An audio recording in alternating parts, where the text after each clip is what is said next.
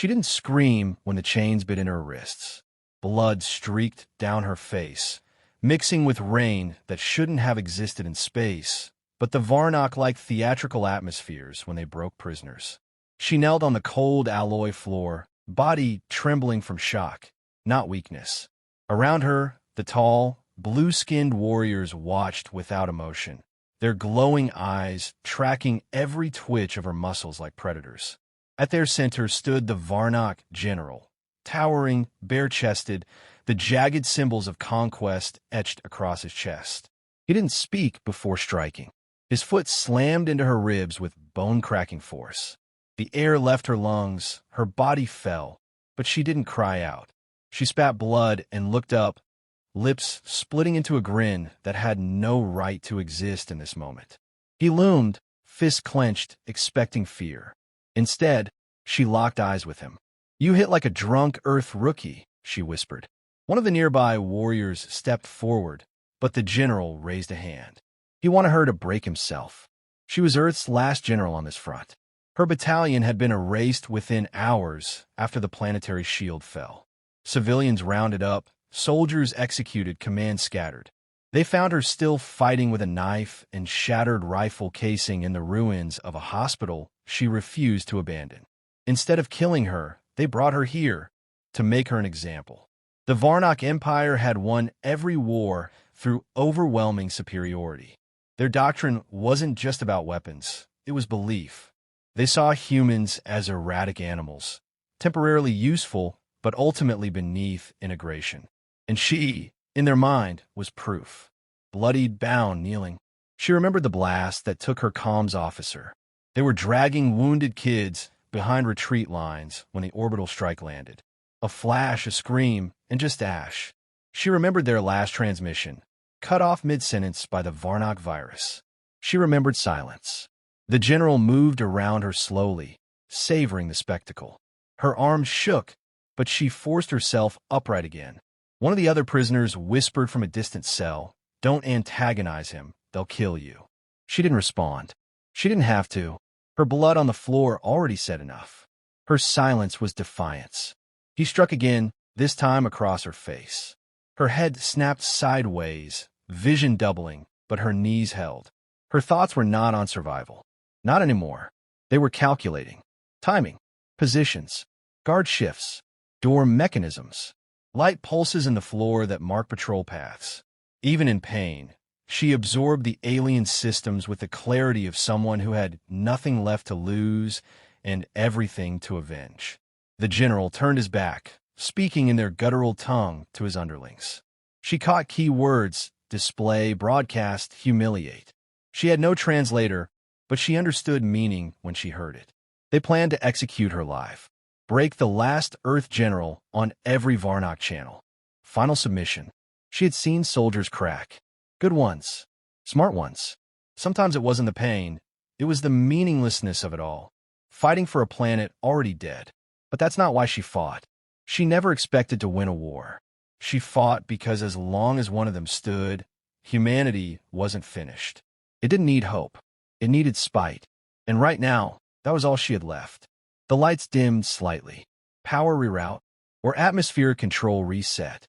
She tucked that observation away. Her eyes darted to a small access panel behind the guards. Unsecured. Probably maintenance. Her mind filed it like ammunition. The pain became background noise. The humiliation became armor. The alien general stepped closer again, speaking low this time. "Kneel properly, or die on your stomach like a worm." She looked up, teeth bloodied, and smiled again. "I choose the third option." He didn't understand. Not yet. He would.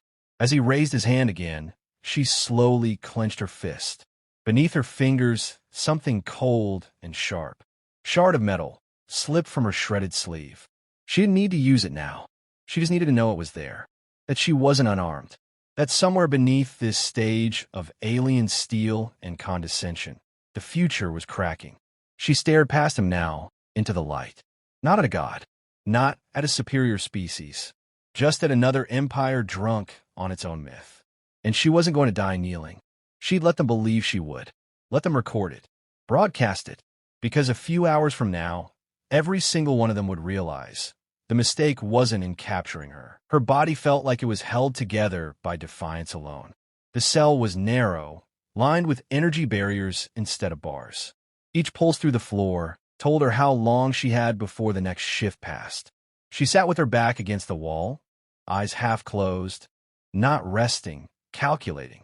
Every breath hurt, every rib screamed, but her mind remained sharp, sharper than ever. Pain clarified what anger had already crystallized. Survival was no longer the goal. Correction was. The Varnok didn't believe humans were capable of strategic vengeance. Their doctrines defined humanity as a primitive species governed by emotion, incapable of long-term planning without external control. It was their greatest error. She wasn't angry. She was methodical, the kind of method that took root when everything else had been stripped away. There were 3 guards rotating this level. The 4th one, different, never spoke, just watched from the shadows, recording data. Maybe a science officer. Maybe someone studying how long it took humans to break. She gave them what they expected: pain, silence, compliance.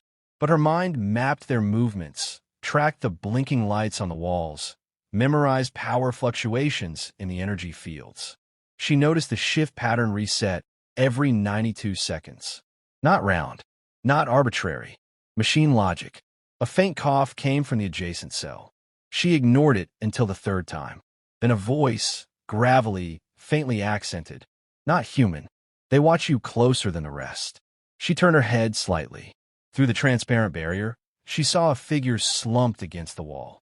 Not Varnok, similar but leaner, with fractured plating along his limbs. His breathing was shallow, wounded, useless. Unless, he chuckled dryly. You learned the schedule yet? She said nothing. No trust, no conversation. But she listened. They think we're beneath retaliation, he said. But I've seen what your kind does when pushed. The others mock you, but I was stationed on the first outpost you took back. You burned the entire sky just to reclaim 200 civilians. Now she responded. We burned the sky to remind you we could. He coughed again, blood spilling from his mouth. I have 10 hours left, maybe less. Internal systems failing. I've nothing left to lose. But I have something you might use. She leaned forward subtly. I used to maintain internal security relays before I refused an order to execute children. He gave a weak laugh. Apparently, that's treason now. His fingers trembled as he reached beneath his ragged uniform, pulling out a small, narrow chip. He tossed it across the gap. She caught it without flinching. Her heart thudded, not from fear, but purpose. That opens a relay hatch 4 levels down. It links directly to a command spine. You'll need biometric override, but you can bypass it with pressure sequence tones. 6 taps. 3 low, 3 high. She nodded. Why help me? He smiled through the pain. Because your kind still fights when it's hopeless. My kind forgot how. He slumped back, the light in his cell dimming as his vitals faded. She pocketed the chip beneath the fabric of her waistband. Her pulse slowed. Not panic. Preparation. When the next guard passed, she kept her eyes closed. Her shoulders slackened. She made herself look broken, defeated, harmless. They wouldn't see the storm gathering behind her silence. She began forming the sequence in her head. Tap rhythms. Emergency exit routes. Backup plans if the chip failed. If the alien had lied. If the relay was trapped. All accounted for. But what filled her chest wasn't hope. It was certainty. She didn't need a guarantee. She needed a crack. Because cracks were how humans survive the impossible. They squeezed through the fractures of larger systems, turned chaos into cover, loss into fuel. She'd studied guerrilla warfare before Earth fell. Now she was writing a new chapter in it, inside an alien stronghold, with no army, no support, and no reason to succeed, except rage. She looked at the wall where her blood still marked the spot she'd been kicked down hours ago. A dark, dried smear, still there like a message. It wasn't a reminder of pain. It was a promise that every drop spilled would be reclaimed in fire. A new rhythm began forming in her head. Not taps now, but actions. Sequence, motion breach. Her body might not be ready, but her mind was already on the battlefield. She began stretching subtly, working life back into torn muscles. She would move when ready, not before. They would never expect her to come back from this. That was the key. The Empire didn't fear her. They would. She mouthed a phrase to herself, an old battle creed used by her squad long before the war turned cold. If they strike one of us, we answer for all of us. The countdown began, not with alarms or clocks, but in her breath, in the steady focus of a soldier reborn in blood and silence. The chip was hidden. The map was memorized. The rage was sharpened. She didn't need allies. She needed access. And now she had both. The guards didn't notice the change in her gait. They saw the same broken human, hunched and sluggish. They didn't see her left hand twitching in precise sequences every time she turned a corner. 3 low taps, 3 high, repeating, not for comfort, for calibration. Muscle memory. She waited until the lights dimmed again, exactly 92 seconds after the last cycle, and then she moved. The chip slid cleanly into the access slot. A quiet pulse flickered through the wall. Nothing loud, no alarms. She stepped into the dark conduit and sealed the hatch behind her. Now she was inside the belly of their machine. The corridor was narrow, alien metallic, humming with power. She had no map, only instinct, the dying words of a traitor, and her learned rhythm. She moved quickly, not fast. Speed without control was suicide. She reached the central spine. Its inner workings revealed layers of their arrogance. No encryption, only biolocks. The system assumed no non-Varnok would ever reach this deep. She used one of the broken regulator rods to pry a biometric reader from the panel and expose the raw controls underneath. A short burst of alternating pressure, mimicking their override rhythm, bypassed the first 2 layers. On the third, she failed. The system sparked. She didn't flinch. Instead, she rerouted the pulse to an auxiliary conduit. That one accepted the sequence. She was in. System access wasn't visual, it was haptic. The Varnok processed data through vibration and tone. She adapted fast. She'd watched them long enough to replicate command pulses. 2 minutes later, she diverted power from security to atmospheric dampeners, simulating a toxic leak. The result was immediate. Emergency protocols activated, entire patrol units rerouted. She used the distraction to reach the armory hub. No guards, no lockdown. They trusted systems over vigilance. She scavenged only what she could carry: 2 pulse grenades, 1 compact plasma knife, and a hybrid rifle meant for internal suppression. She adjusted its frequency manually. The new setting would bypass armor, but rupture organics. She didn't need elegance. She needed certainty. The first squad she encountered never had a chance to react. She didn't fight fair. She didn't fight like they expected. She ambushed from above, used conduit exhaust to blind their optics, shot to disable, then eliminate. No wasted energy. Every shot meant something. The last one begged. She answered with silence. She advanced through engineering, using the chaos of her earlier disruption. The facility responded with autocorrection. Doors locked. Lights dimmed. Systems tried to isolate the breach. She used that, too, shutting herself in with isolated targets, picking them off. They communicated via central command. She spoofed their signals, fed them false locations, looped surveillance feeds with 30-second delays. Every death had weight, not vengeance, calculation. Each fallen soldier meant one less barrier between her and the command deck. In the maintenance sector, she found 3 surviving humans. One had a broken leg, the others barely conscious. No weapons, no plan. They flinched when they saw her, expecting torture, not rescue. She didn't comfort them. She gave them instructions. One would trigger a containment leak in 30 minutes. Another would disable power nodes using the schematic she etched into the floor. The last would prepare the escape route she'd never use. She didn't plan to leave. She planned to finish. They didn't question her. Her presence, blood-streaked, steel-eyed, deadly, spoke louder than any rank. She was no longer a general. She was war in human form. The deeper she moved, the more frantic their defense became. The Varnok weren't used to losing. When their units began dying without reports, they panicked. Discipline broke. She heard it in their comms, barking orders, denial, fear. She didn't engage every unit. Some she bypassed. Some she led into sealed corridors and flooded with vacuum. She turned their own systems into traps. Every move was measured. She knew how they thought. They believed in superiority as a fact. She proved it was fiction. By the time she reached the command hall perimeter, at least 60 were dead. Another 30 isolated, misled, or unconscious. She'd reduced an entire alien battalion to chaos with nothing but stolen tools and human spite. She paused once to breathe. Not from fatigue, but from transition. The next phase wasn't infiltration.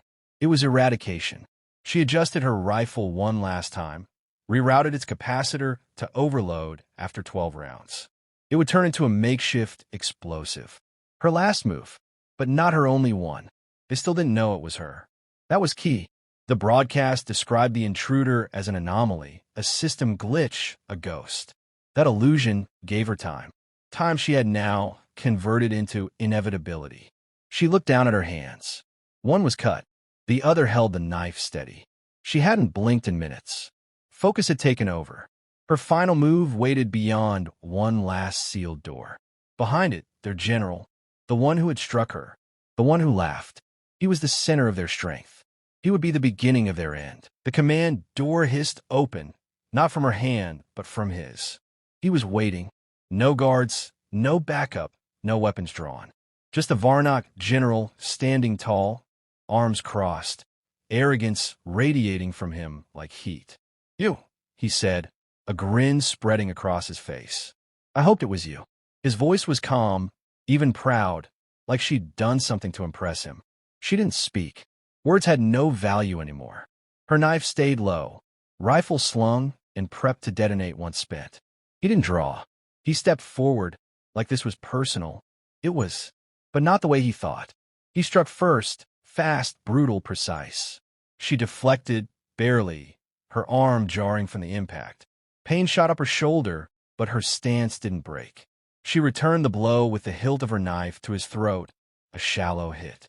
Enough to make him bleed. Enough to shift the balance. He growled, blood staining his teeth. Your kind never knew when to accept defeat. She lunged, not answering. Her knife slashed across his arm, burning through the armor seams. He grabbed her wrist, but she spun, using momentum and leverage instead of strength. She wasn't here to outmatch him. She was here to unmake him. He fought like a trained titan, brute force and perfect technique. But she fought like a survivor. Every move had memory behind it. Every dodge carried names of the dead. She didn't fight for victory. She fought to ensure he remembered her face as the last thing he ever saw. He pinned her briefly. Her ribs screamed under pressure. But she twisted a plasma grenade from her belt and activated it between them. Not to throw, just to threaten. He recoiled. She used the moment, slammed her knee into his side, and carved a red line across his chest. "You're bleeding," she said coldly, stepping back, breath heavy but steady. "So are you," he spat. "Difference is I planned for it." She pressed the override on her rifle. 12 shots, then overload. She began firing. Each blast hit center mass. He charged through it, roaring, but every hit slowed him. The 11th round sent him to one knee. The 12th drove him back against the throne-like structure behind him. She tossed the rifle to the floor. Timer ticking. He lunged with a final scream, and she caught him with the knife through his throat. Not a clean kill. A deliberate, suffocating end. He dropped, twitching, eyes wide with disbelief. She stepped back, blood soaking her arms, and picked up his command bracelet. A flick of her finger activated the ship's comms. She spoke into the silence. "This is General 9 Delta of the Terran Resistance. Your leader is dead. Your system's compromised. Lay down your arms, or burn with him." No emotion, just fact. Across the ship, silence stretched. Then alarms began. Not from her. Internal failsafes triggered by her earlier reroutes. The systems recognized unauthorized breaches and initiated purge protocols. Exactly as she'd intended. She moved fast. Not to escape. There was no escape. She climbed to the emergency controls, opened the bay doors one level below. The humans she freed would make it. That was enough. The rifle's capacitor hit critical. She dropped it beside the body of the Varnok general and walked out without looking back. The blast ripped through the command hall a minute later, tearing through systems and command lines alike. With it, the chain of order collapsed. The remaining soldiers scrambled, panicked, leaderless. They never trained for disorder.